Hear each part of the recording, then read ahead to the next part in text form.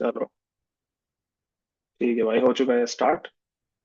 तो ठीक है। ये भाई, अब क्या सीन है इसका? मतलब आपने देखा ये ग्रेविटी वाला, ग्रेविटी को लेके? I read something about it, like it hypothesis है थोड़ा बहुत, I have read about it।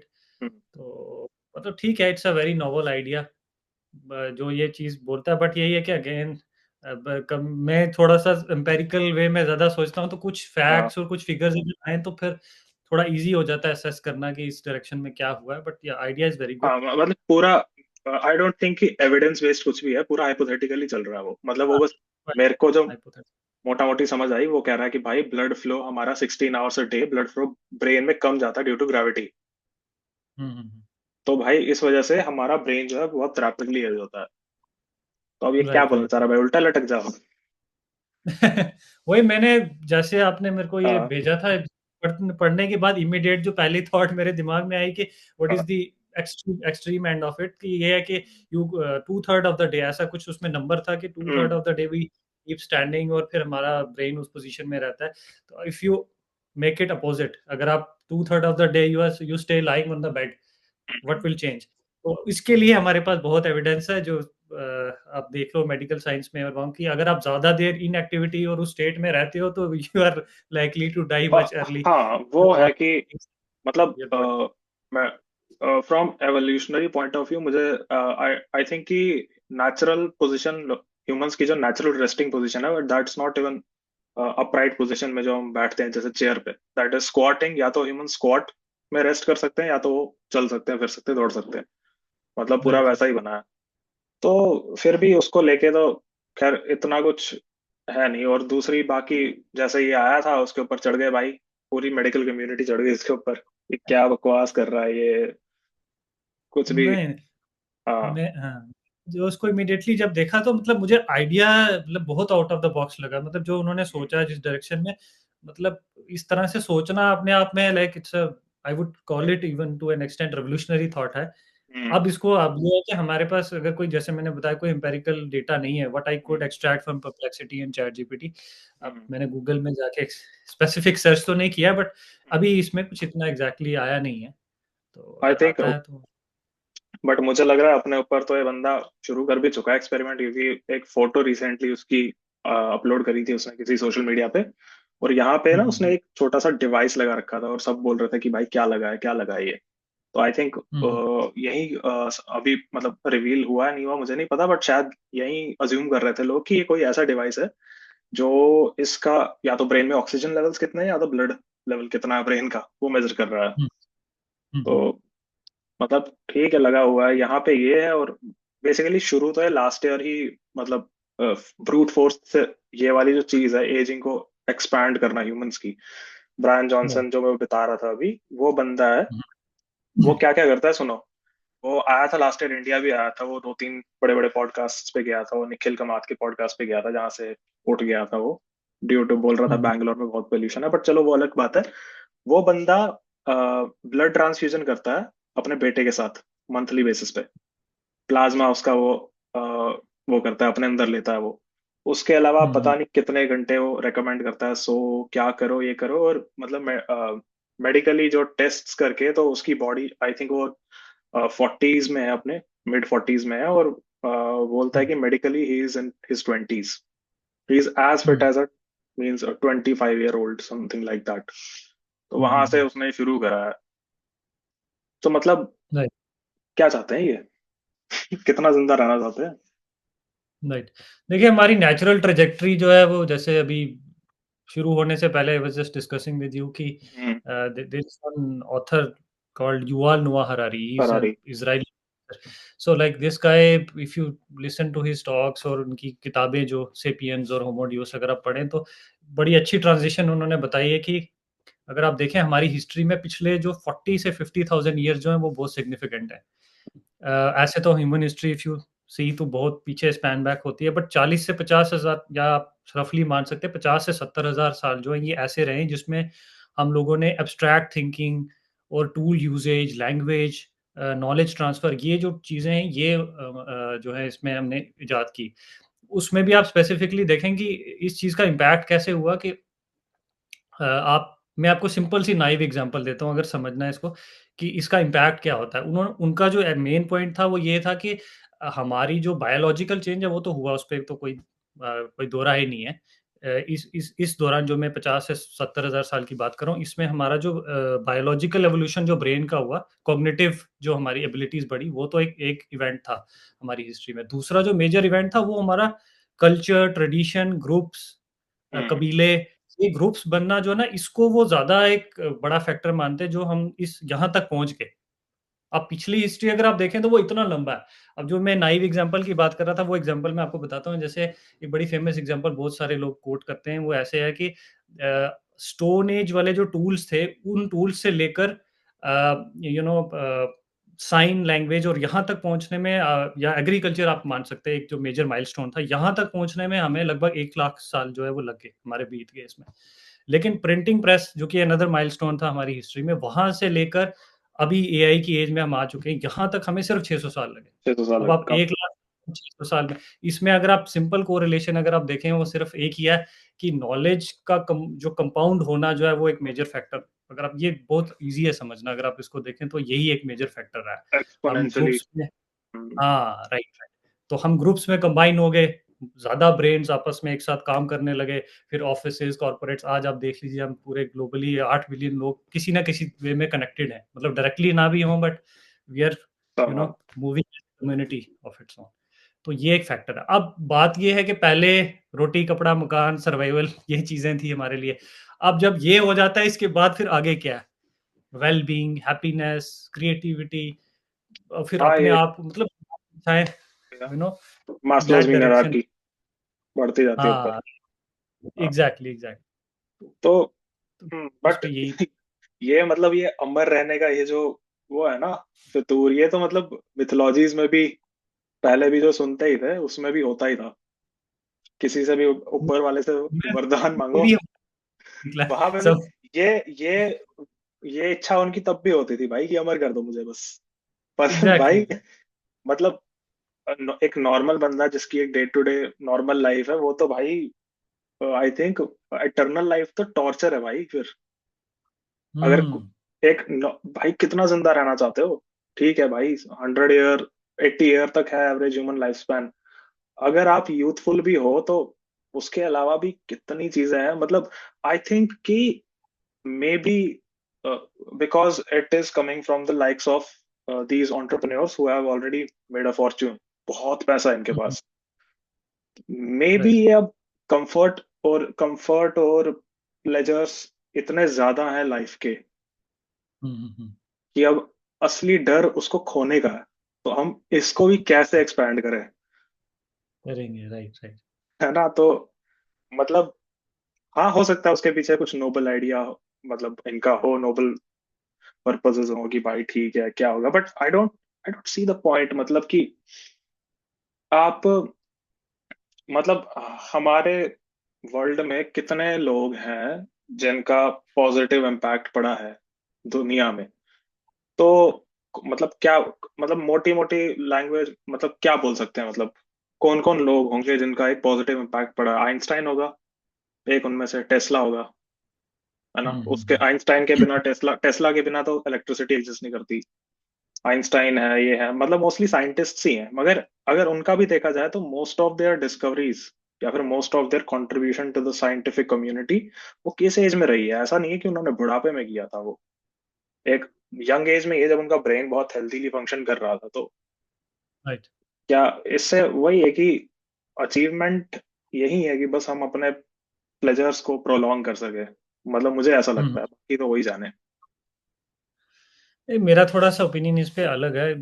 एक तो जो आपने बोला कि साइंटिस्ट का इम्पैक्ट रहा, देखें एक्चुअल में क्या है कि अगर आप स्पेसिफिकली हमारी यू नो एब्स्ट्रैक्ट थिंकिंग और जिसको आप कह सकते हैं major milestones in terms of the progress, उसमें कुछ लोग हैं जो हेजेमॉन हैं, जैसे आप हाइजनबर्ग की बात कर लीजिए, कुछ मैथमेटिशियंस हैं, नील्स बोर, ये लोगों ने मतलब कि अच्छा काम, काफी काफी मतलब रिवोल्यूशनरी काम किया। बट ये बात भी है कि अगर आप थोड़ा सा पीछे चले जाए रेनाइसेंस के पीरियड में, ठीक है, जैसे गैलीलियो और इस तरह के लोग हैं जो बहुत ही मतलब अपने समय के हिसाब से, जिन्होंने बड़ी बड़ी मतलब आउटराइट जिनकी थिंकिंग फांसी थी चढ़ाने लोगों वाले थे से, भाई इसको तो।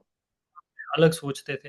तो वो भी एक पर्सपेक्टिव है। अब आप दूसरा देखें कि ताजमहल जैसी बिल्डिंग आप देख लीजिए, या फिर पुराने आप देख लीजिए लीनिंग वॉल ऑफ पिज़ा, या किस तरह की चीज़ें सब देख लीजिए, तो एक्चुअल में जो लोग उस टाइम सोसाइटी के बिल्कुल निचले स्तर पे थे, उन लोगों का भी कुछ ना कुछ आज भी आप देख लीजिए कि राइट। सोसाइटी में हर तबके का कुछ ना कुछ रोल है, राइट? मान लीजिए इमेजिन कि इंडिया से लेबर क्लास खत्म हो जाए, how will the society behave? नहीं चलेगी। तो डॉक्टर या फिर कोई डीआरडीओ के डायरेक्टर जाके तो वो लेबर का काम नहीं करेंगे। तो वो उनको उनका काम करना है, हालाँकि उनका काम इंटेलेक्चुअल होराइज़न पे काफ़ी ऊपर का है, लेकिन लेबर क्लास का काम जो है, they are also part of the engine economy. Of prosperity runs the society. तो सबका अपना-अपना रोल है, दैट्स फाइन। बट अब हमारी बात थोड़ी-सी हाई लेवल की हो रही है, तो हम देख रहे हैं कि किन लोगों का मतलब रोल उसमें ज़्यादा है, ठीक है? हमारी सोसाइटी को या फिर ह्यूमैनिटी को वो आगे कहाँ, तो जो क्वेश्चन जो हमारे दिमाग में हमेशा आते हैं कि हम लोग यहाँ क्यों आए? क्या हुआ? कहाँ जाएँगे?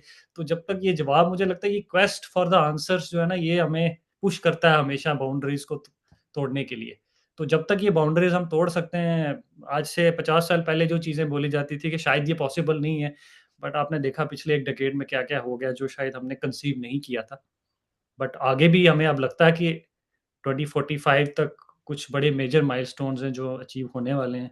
तो ये सब सुन के बहुत एक्साइटिंग लगता है। इनफैक्ट मैं अपनी बात करूँ तो मैं भी ये चीज़ें अपने लाइफ स्पैन में होता हुआ देखना चाहता हूँ बिफोर आई गो अवे जैसे from this planet. Right. Example कुछ ऐसा। एग्ज़ाम्पल जैसे एक तो जैसे मैं आपको एक सिंपल सी एग्ज़ाम्पल देता हूँ। जैसे मैं आपको इनकी बता रहा था युval नोआ हरारी की जो दूसरी किताब है होमो ड्यूस के बारे में। हाँ। तो उन्होंने बताया कि एक्चुअली ड्यूअस वर्ड जो है इसका अपने आप में अर्थ यही है कि हम लोग कह सकते हैं डेमी गॉड्स या कुछ सेमी गॉड्स टाइप बन जाएँगे, जिसमें इंटेलिजेंस, यानी कि जो चीज़ हमने आर्टिफिशियल इंटेलिजेंस बोल लीजिए, जनरल इंटेलिजेंस जो भी हमने अभी तक क्रिएट की है, वो टेक्नोलॉजी हमारे अंदर ट्रांसफ़ॉर्म होके, ट्रांसफ्यूज़ होके, मतलब एक कुछ हाइब्रिड तरह के बीइंग्स हम लोग बन जाएँगे। इसकी एग्ज़ाम्पल्स अभी आप देख सकते हैं, इसकी शुरुआत हो चुकी है, जैसे न्यूरालिंक जैसी कंपनी है, ह्यूमन कंप्यूटर इंटरफ़ेस पे उन्होंने काफ़ी काम किया है। अब कुछ दिन पहले मैं देख रहा था कि इलॉन मस्क का एक स्टेटमेंट था जिसमें उन्होंने कहा कि अब अगले 5 सालों में, सिर्फ़ अगले 5 सालों में हम ज़ीरो इंटरफ़ेस एरा की तरफ ट्रांज़िशन करने वाले हैं। यानी कि स्मार्टफ़ोन्स जो कि हमारी लाइफ़ का हिस्सा है आज, कैन यू इमेजिन कि ये 5 साल में गायब हो जाएँगे टोटली। तो this is coming from someone जो कि like one of the leading technologist in the world. वो वो देखा आपने रेबैन मेटा ग्लासेस? नहीं, I have not seen that. Ray-Ban हाँ। रेबैन मेटा, रेबैन और मेटा ने साथ में मिलके ग्लासेस डेवलप किए हैं। Normal right. ग्लासेस की तरह ही है वो, मगर उसमें हुँ, हुँ। ऐसा है कि वो आपके, अब मुझे नहीं पता, मैंने पर्सनली तो यूज नहीं करे हैं, बट जैसे जो फीचर्स आप फोन में यूज कर सकते हो, आपने हुँ, ग्लासेस हुँ, पहने हुँ। हुए हैं और आपको हुँ, आपके ग्लास के लेंस पे, चाहे आप मैप्स यूज करना चाहो मैप्स दिख रहे हैं, चाहे आप कुछ हुँ, और यूज करना चाहो कुछ और दिख रहा है। और वो हुँ, कंट्रोल कैसे होगा? आपके हाथ पे एक वॉच लगी है, और हुँ, उस आपको रिस्ट पे एक वॉच लगी है आपके, और आपको बस ये जेस्चर्स ऐसे ऐसे ऐसे ये सब करके कंट्रोल हो रहा है। तो हुँ। मतलब ऑलरेडी, मतलब इस चीज की कहीं ना कहीं आप शुरुआत देख सकते हो। देख सकते हो। ये बहुत ही, हाँ। मैं टेक्नोलॉजी से कहूँ तो दिस इस पे ऑलरेडी 2010-12 में गूगल के बहुत प्रोजेक्ट चल रहे थे। गूगल का एक क्लास था, I don't remember the name. They had this project going on. But अब जो बात हो रही है, like you as you said कि हाँ, ये चीज़ बहुत ही प्रीटी मच डूएबल है। मतलब इसको सिर्फ कमर्शियलाइज़ नहीं किया गया है। ये जो ग्लासेस की आप बात कर रहे हैं, इज़ इट कमर्शियलाइज्ड या is it available to buy, या yes, yes, it's available for everyone, कोई भी खरीद सकता है उसको। हम्म। राइज़ हो गया। अब इसके आगे का ये जो बात जिसकी इलॉन मस्क बात कर रहा है, ये बेसिकली थोड़ा आगे की चीज़ है। यानी कि आपकी थॉट से action thoughts. Directly, without doing any this, मतलब सीधा थॉट एंड एक्शन। इन्होंने, आई थिंक न्यूरालिंक ने पिग्स के ब्रेन में शायद ट्रांसप्लांट नहीं करा था वो कुछ, मैंने ऐसा कुछ न्यूज पढ़ा था कि वो मर गए थे सारे, क्योंकि अच्छा, इन्होंने शुरू, पता नहीं, मेरे को मुझे श्योर नहीं। नहीं हुआ है, बट अब मेरे को नहीं पता कि भाई वो असलियत में था या ट्विटर पे ऐसे ही कुछ फेक पढ़ लिया हो पोस्ट। हुँ, सही है। बट तो या अब देखें, का जो चीज़ है वो यही है। अब मैं आपको एक इंटरेस्टिंग पॉइंट एक बताता हूँ कि जो तीसरा पर्सपेक्टिव है वो एक और फ्यूचरिस्ट हैं, टेक्नोलॉजिस्ट हैं जो गूगल में काफ़ी बड़ी पोज़ीशन पे काम कर चुके हैं। उनका नाम रे कुर्ज़वील है। तो रे कुर्ज़वील का एक एक और एक्सट्रीम जो है उनका पॉइंट ऑफ व्यू है, उनका ये कहना है उनकी ख़ैर मैं आपको बता दूँ बहुत सारी प्रेडिक्शन जो हैं, जो उन्होंने पहले की थी वो सच हो गई, तो इसलिए लोग उनकी बात को बड़ा सीरियस लेते हैं। तो उन्होंने बेसिकली एक प्रोजेक्ट पे काम किया, I don't remember the name. उस प्रोजेक्ट में बेसिकली क्या है कि वो बोलते हैं कि हमारा जो नियो कॉर्टेक्स है, उसको अगर हम रिवर्स इंजीनियर कर लें, हम्म, तो बेसिकली इसका एक फ्रेमवर्क उन्होंने डेवलप किया। उसमें उन्होंने कहा कि हम जितने भी हमारे डिफरेंट टाइप्स के न्यूरॉन्स हैं ना, इनको हम अगर मॉडल कर लें, जैसे कुछ 300 मिलियन न्यूरॉन्स के बारे में उन्होंने बोला था, इनको अगर हम मॉडल कर लें, मॉडल करने के बाद फिर हम वैसे ही पैटर्न रिकॉग्निशन और ये सब चीज़ें अगर इससे कर लें, तो फिर हम आइडेंटिटी की तरफ मूव कर जाएँगे। यानी कि ह्यूमन का बेसिकली आइडेंटिटी जो है वो उसको कह रहे हैं कि बेसिकली पैटर्न रिकॉग्निशन के साथ वो उसको डीपली जो अब ये कितनी स्टेटमेंट मतलब सही है, नहीं है, मतलब this is what he is saying. तो अगर वैसा हम कर लेते हैं मिमिक करके, आई थिंक उन्होंने माइस पे ये एक्सपेरिमेंट किया भी था, उसके कुछ सेट ऑफ न्यूरॉन्स कुछ 18-19 मैंने शायद 2018 के around I saw a video YouTube जिसमें वो ये एक्सपेरिमेंट उस समय कर रहे थे और उन्होंने बताया था हमने 19 डिफरेंट टाइप्स ऑफ न्यूरॉन्स में ये किया है। और सो ही वाज़ सेइंग, एक मुझे उनकी स्टेटमेंट याद है, ही सेड कि we are trying to make brain the artificial brain as biological as possible.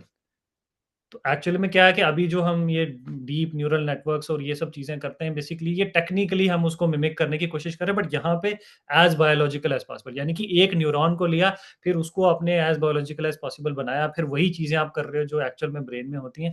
But again it goes back to our understanding of the subconscious mind and con जो उनकी understanding है, उसके हिसाब से he is very confident कि हम cyborg एक बना रहा है डिजिटल बेसिकली वो।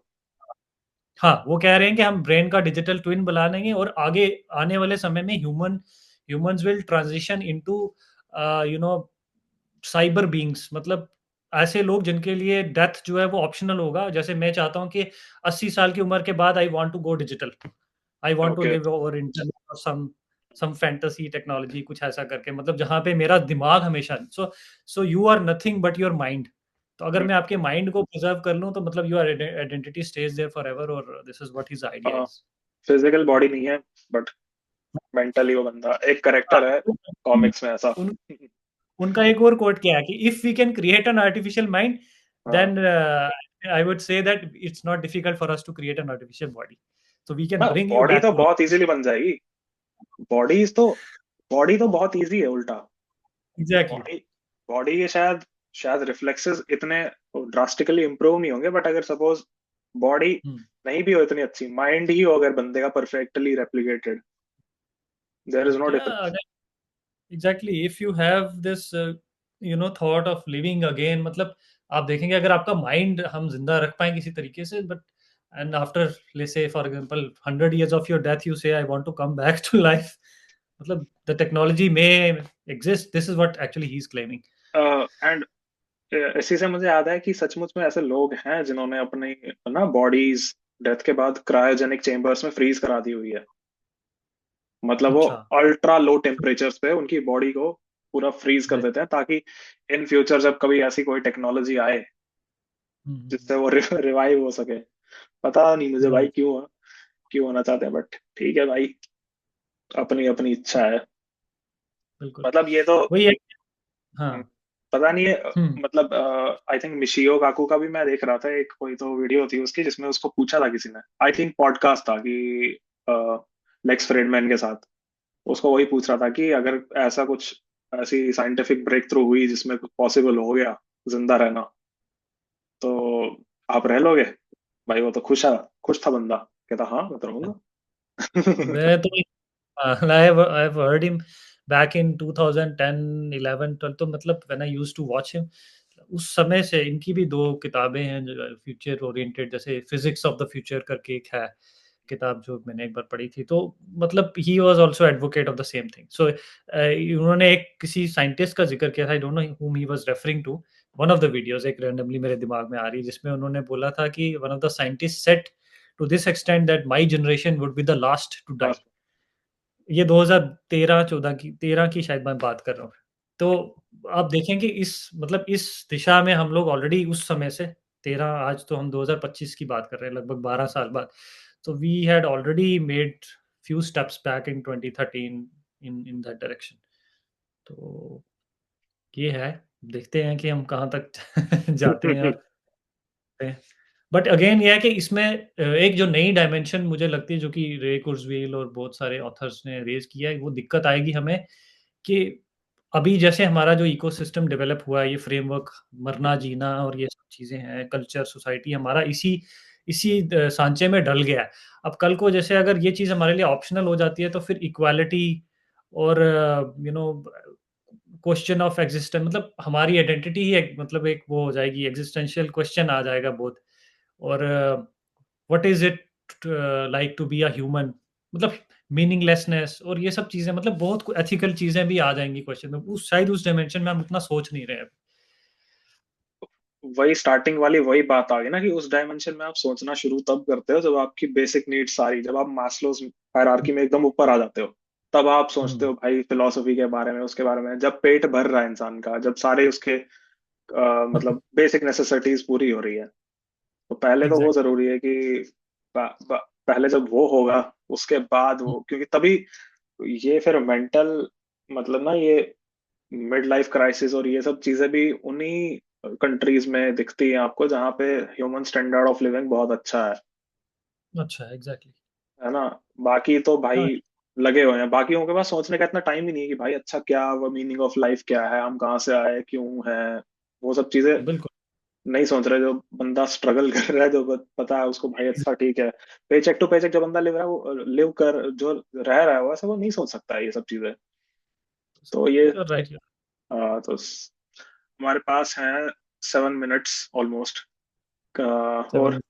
आ, तो इसी के साथ ये, मतलब मैंने तो मतलब अगर आप बोल रहे थे कि क्या होने वाला है अगले कुछ सालों में, 2045 तक, मतलब अभी, खैर इसके बारे में हम अगले किसी एपिसोड में भी बात कर सकते हैं, बट मतलब फाइंड मतलब एक्स्ट्रा टेरेस्ट्रियल इंटेलिजेंस या फिर वो वाले बीइंग्स भी हुँ, मे बी, हाँ, मतलब एग्ज़ैक्टली। ऑलरेडी आई थिंक पिछले साल पेंटागन ने अ, मतलब ये कर दिया था ना, उन्होंने एक्सेप्ट कि हाँ भाई हमारे पास एविडेंस है एक्स्ट्रा टेरेस्ट्रियल बीइंग्स का, इंटेलिजेंस का। और भी बहुत सारी कंस्पिरेसी थियरीज हैं कि भाई यूएस के पास तो उनके वो भी पड़े हुए हैं, कुछ जहाज और ये सब चीजें भी पड़ी हुई है। तो आ, मैं अगर बताऊँ तो मतलब I don't believe most of these conspiracy theories, but हाँ, ये ज़रूर है कि जैसे हम यहाँ हैं, अभी अब देखें कि हमारा जो यूनिवर्स है, ब्रह्मांड कितना बड़ा है, तो मतलब जस्ट सेइंग दीज़ वर्ड्स कि there may not be any other planet like us, और may be a different species और on any other planet for sake, जो जो कंडीशंस अर्थ पे इवॉल्व हुई, जिसमें ह्यूमन लाइफ का, या फिर मान लीजिए किसी भी सिंगल सेल माइक्रो ऑर्गेनिजम्स का जन्म हुआ, फिर लाइफ की शुरुआत हुई, जो भी हुआ, जो भी इवेंट्स हुए कई लाखों साल पहले, वो या करोड़ों साल पहले, तो वो दूसरे प्लेनेट पे ऐसे ही इवेंट्स होंगे तब जाके लाइफ इवॉल्व होगी, ऐसा जरूरी नहीं है। लाइफ मतलब का very meaning of life could change on the other planet, other planet, मतलब मतलब आप I think it's called the dark forest theory, है कि मतलब हम एग्जैक्टली। अकेले हैं भाई पूरी दुनिया में। बट उसी जगह फिर द मैथ इज अगेंस्ट, कि अगर आप ये बिलीव कर रहे हो कि भाई due to some permutation and combination life was created on earth, or it happened to be, and if you uh, believe that the universe is infinite, तो ऐसा हो सकता है कि कहीं और पे भी ऐसे ही स्थितियां बनी हो। एग्जैक्टली। हाँ, हाँ बिल्कुल, मतलब तो मैथमेटिकली आप इस चीज को रूल आउट नहीं कर सकते, बिकॉज देखें, this all all that you are saying today is based on your limited understanding of the observable universe that you have explored till right, now. या ये वोएजर 2, वोएजर 1 ने जो जहाँ तक आप अभी तक देख पाए हैं चीज़ों को, based on the technological advancements that you have, the latest most advanced telescope that you have, मतलब आप it is bound by what you have, right? तो अगर आपको उतना ही पता है, but we at the same time we know that it's infinite, तो ये बोलना अपने आप में आई थिंक ये बहुत अंडरस्टेटमेंट हो जाएगी कि कोई एग्जिस्ट नहीं करती या पता नहीं कर नहीं किसी। सकती। हाँ। इसमें एक इसमें अभी हाँ। एक, हाँ बोलो बोलो आप। हाँ, एक इसमें एक I remember 2012 when I was in college. So like these kind of thoughts also used to come to my mind. So there was a mathematician called as Drake.